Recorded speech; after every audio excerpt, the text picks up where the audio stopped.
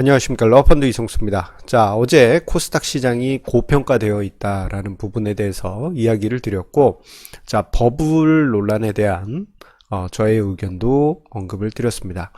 자, 그런데요, 이 코스닥 시장을 보게 되면요, 자, 20년 전 IT 버블 당시의 고점 대비해서 아직도 코스닥 지수가 4분의 1 수준에 불과한 주가 지수에 머물러 있습니다. 참 개인 투자자분들이 많이 참여하고 있는 코스닥 시장인데 답답한 코스닥 지수라고 하지 않을 수가 없습니다. 자, 그래서 저는 오늘 조금 강한 이야기를 준비했습니다. 자, 어떻게 보면 시장 전체에 던지는 제안이라고도 할 수 있겠는데요. 코스닥 시장 이렇게 하면 반드시 상승장은 찾아온다라는 주제로 자, 오늘 충시 토크를 준비를 했습니다. 자, 코스닥 지수 앞서 언급드린 대로 20년 전에 비해서 아직도 4분의 1 수준에 불과한 주가 지수입니다. 자, 1999년, 2000년 초에 코스닥 지수가 2925.5포인트에 위치해 있었어요. 자, 현재 700포인트에도 미치지 못하는 수준이니까 자, 거의 4분의 1에도 못 미치는 주가 수준입니다. 20년 동안 근처에도 가보지 못하고 있습니다. 자, 이에 반해서 나스닥 지수는 이미 그때 당시 IT 버블을 같이 겪었습니다만 이미 고점은 돌파를 했고 그 고점보다도 2배 가까이 상승을 하고 있어요. 자, 코스닥 지수 같은 경우에는 근처에도 가지 못했을 뿐만 아니라 자, 이 지금 코스닥 지수 자체가 아시는 분은 아시겠습니다만 2004년 1월에 지금 지수처럼 10배를 높인 숫자로 바꿨습니다. 그러니까 지금 700포인트다 한다면요. 자, 99년, 2000년 기준으로 보면 70포인트에 불과합니다. 이게 70포인트 하면 이거 너무 없어 보이잖아요. 그래서 창피하다. 그래서 10배를 높였습니다. 그럼에도 불구하고 아직도 주가 지수는 코스닥 지수는 자 99년 IT 버블 수준에 근처에도 가지 못하고 있습니다. 자, 그런데 이 코스닥 시장 같은 경우에는요. 자, 시장의 밸류에이션 레벨을 보게 되면은 실망 그 자체를 확인할 수 있습니다. 자, 밸류에이션이 높아지게 되면은 시장이 억지로라도 끌어올려가는 그런 특징이 있습니다. 자, 그런데 코스닥 시장 같은 경우에는 오히려 실망스러운 모습이 나타나는데요. 자, 이것을 확인하기 위해서 자, 한 가지 공식을 유도를 했습니다. 자, 뭐냐면은 PBR, 주가와 순자산 가치 대비한 비율이죠. 자, 그 공식을 활용을 해서 가상의 시장 BPS를 계산합니다. 주가 나누기 시장 PBR을 하게 되면요. 가상의 시장 BPS를 구할 수 있는데 자, 시장 PBR은 KRX 한국거래소 홈페이지에서 매일매일 나오는 자료이기 때문에 이것을 토대로 해서 계산을 할 수가 있습니다. 자, 그런데요. 자, 이것을 이제 계산을 해서 표로 만들어 봤더니 이런 형태가 나왔습니다. 자, 종합주가지수 유가증권시장 같은 경우에는 1999년부터 해서 최근까지 꾸준히 시장의 BPS가 증가하는 그러한 모습이 나타났습니다. 이게 이제 5에서 7%씩 매년 증가했어요. 자, 그러다 보니 주가지수가 2000년 초에는 500포인트에 있었지만 자, 2000포인트 때 지금 위치해 있지 않습니까? 자, 이렇게 위치한 이유도 시장 밸류에이션이 그만큼 쫓아왔기 때문입니다. 자, 그런데 코스닥 시장 같은 경우에는 어땠느냐? 자, 99년 말 당시 500포인트에 위치했던 시장의 가상 BPS는 자, 2002년에 200까지 폭락하고 그 다음에 급등, 그 다음에 급락. 최근에 다시 오르긴 하였습니다만 아직도 99년 수준에는 현격하게 못 미치는 수준입니다. 즉 코스닥 시장 자체는 뭐라 그럴까, 시장 펀더멘탈이라든가 밸류에이션이 올라오지를 못하기 때문에 코스닥 지수 자체도 장기적인 상승을 만들지 못했던 것이에요. 자, 우리가 당장에 비교할 때 유가증권 시장, 종합주가지수랑 비교하면 한눈에 이게 차이가 나지 않습니까? 자, 이런 현상은 비단 종합주가지수와의 비교뿐만 아니고요. 다른 곳에서도 확인할 수 있습니다. 자, 조금 전에 보셨던 코스닥 시장에서의 가상 BPS 자료를 왼쪽에 두고요. 자, 거래소 소형업종 지수, 그리고 S&P 500 가상 BPS를 계산해서 만든 표하고 비교를 해보겠습니다.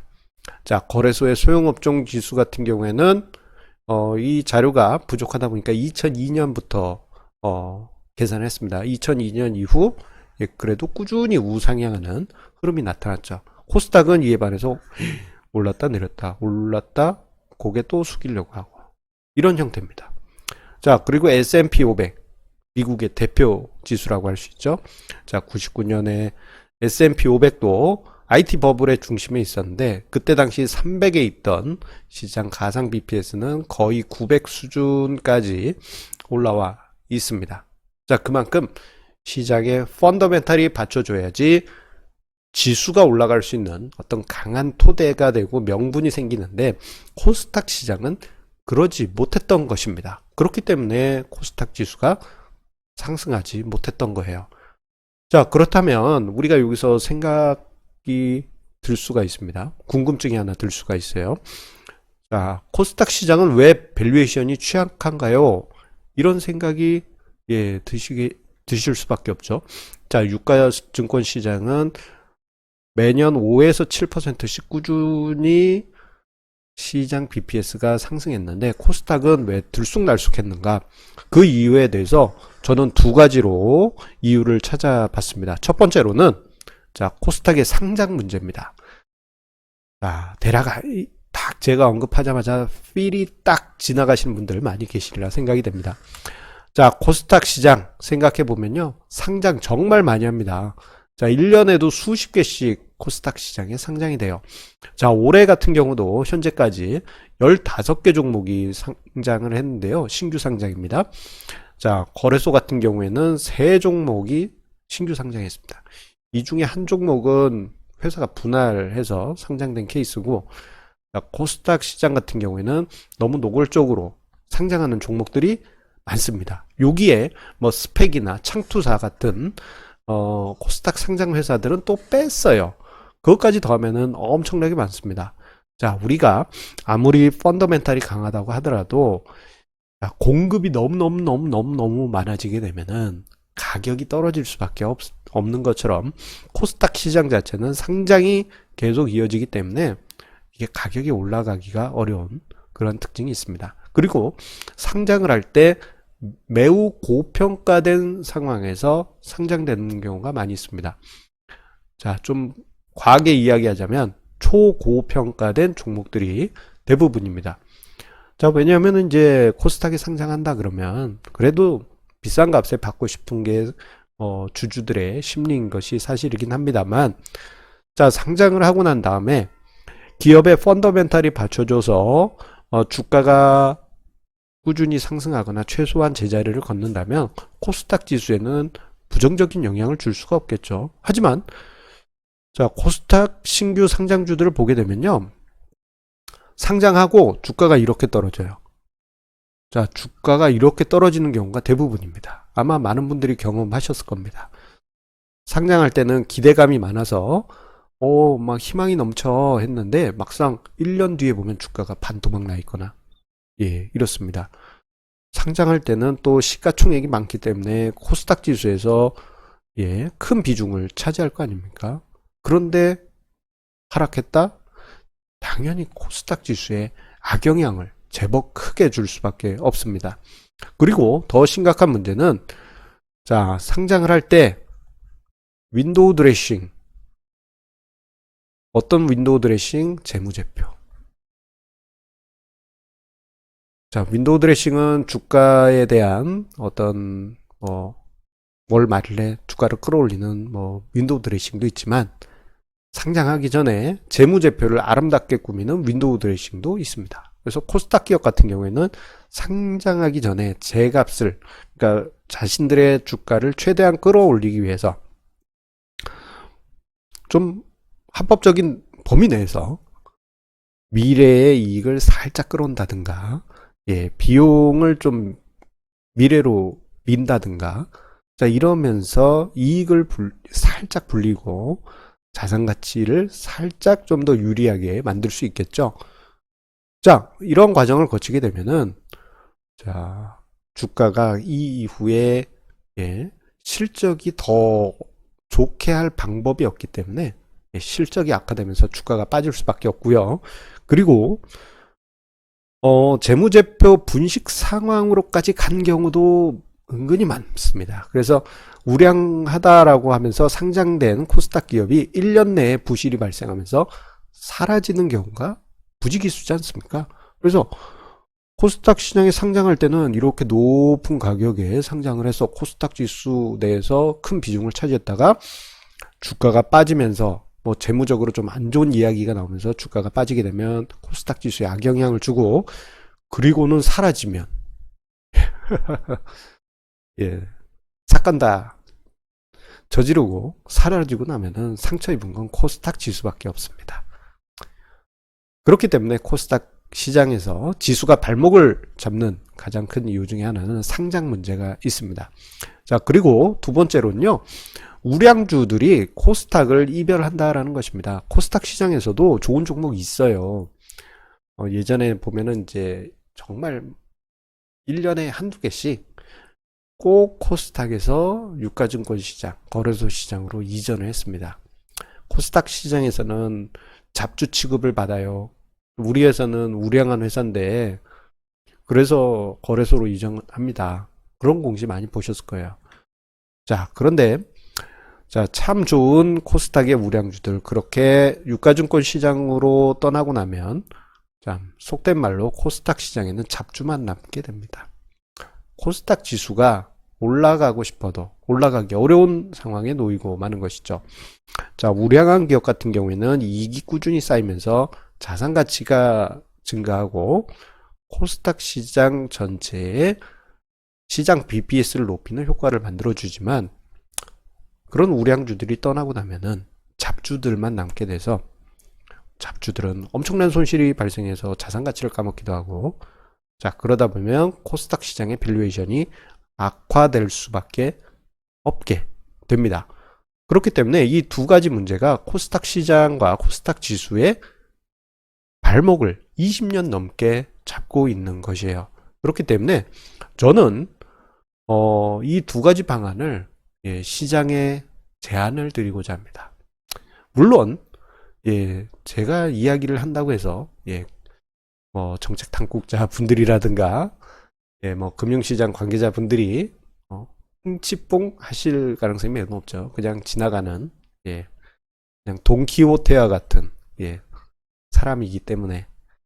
지금 화면상의 그림은 돈키호테와 산초의 동상 사진입니다.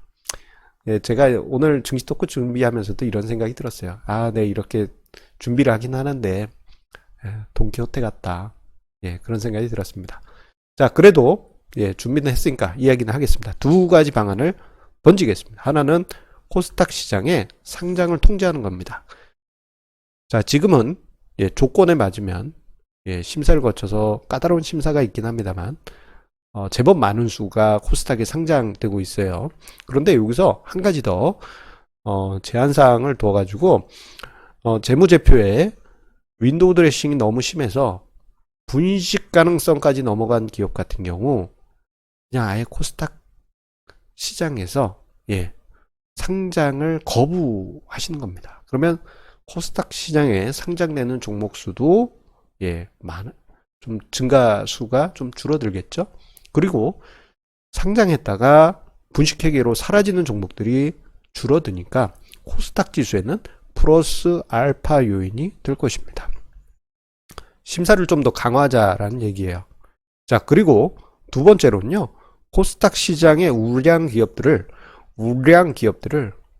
코스닥 시장이 꽉 잡는 겁니다. 이거를 이제 제도화 해가지고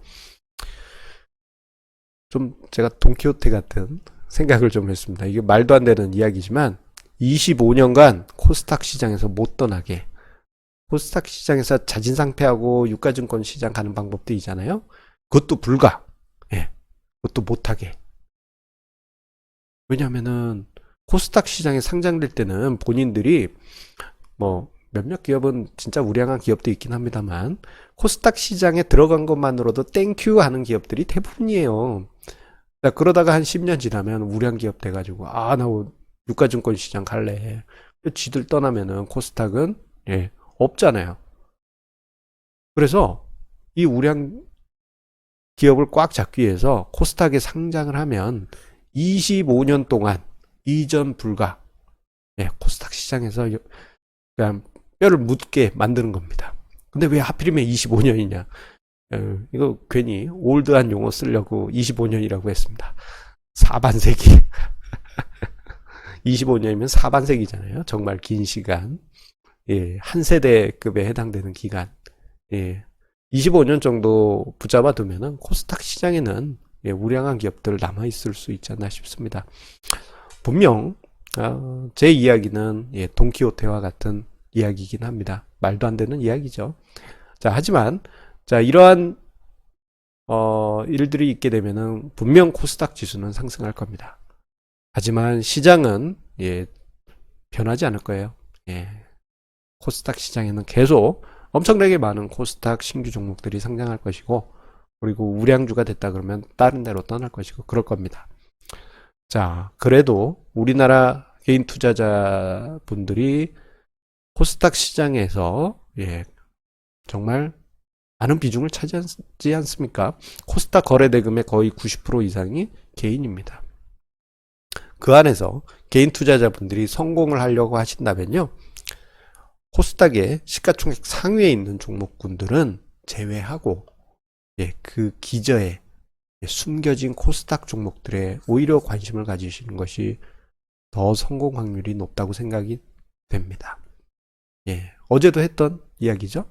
그 종목들은 버블도 없고 오히려 그 종목들이 상승하게 되면은 시가총액 어느 구간부터는 버블이 터지면서 엄청나게 주가가 상승하게 되는 그런 현상이 나타나기 때문입니다. 오히려 시장에 버려진, 코스닥 시장에서 버려진 기저에 있는 종목들 찾으신다면요, 향후에 좋은 투자 성과 만드실 수 있으리라 확신합니다. 자, 오늘 러펀드의 증시 토크 여기서 마치도록 하겠습니다. 항상 우리 애청자님의 구독, 좋아요, 공유해 주시는 마음 감사드립니다. 자, 오늘 목감기가 조금 나가지고요. 거의 한 20분 가까이 됐는데 스트레이트로 이야기를 할 수 있었습니다. 중간에 조금 불안불안한 순간도 있긴 했지만 그래도 끝까지 보아주신 애청자님들께 감사드리고요. 자, 이번 주말에는 제 토크 영상 하나를 준비를 했습니다. 금융사 토킹 어바웃까지 준비를 하려고 그랬는데 이번 주에 조금 바쁜 일이 있어가지고 제가 금융사 토킹 어바웃은 다음 주에 준비하도록 하겠습니다. 자, 그러면 주말에 저희 제 토크 영상 보시면서 성공 투자의 길 한 번 더 다져가시고요. 이번 주말 덥습니다. 그래도 기분 좋게 초여름의 에너지와 함께 행복한 시간 보내시고 다음 주에 다시 만나 뵙도록 하겠습니다. 감사합니다.